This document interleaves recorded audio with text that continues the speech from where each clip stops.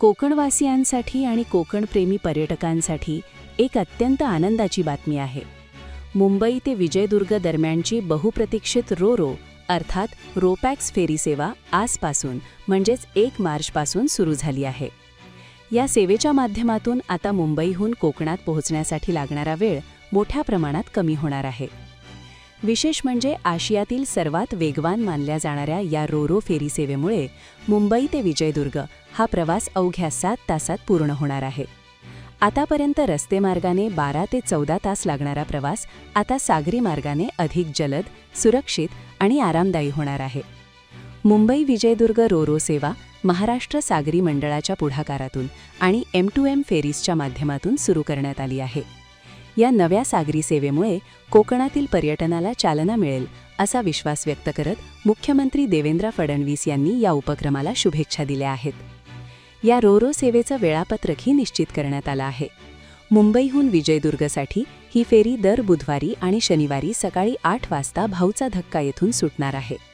ही फेरी दुपारी 3 वाजता विजयदुर्ग येथे पोहोचेल.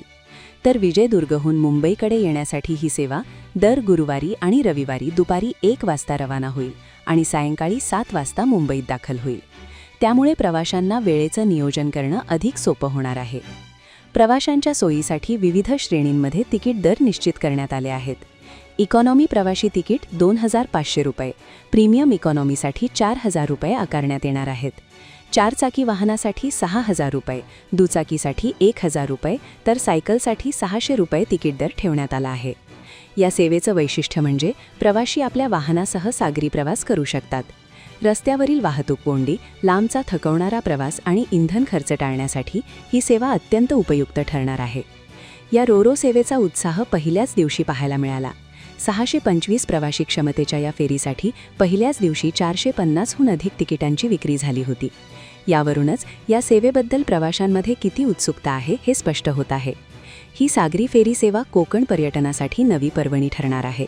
सिंधुदुर्ग, विजयदुर्ग, मालवण, देवगड यांसारख्या पर्यटन स्थळांपर्यंत पोहोचणं आता अधिक सोपं आणि जलद होणार आहे.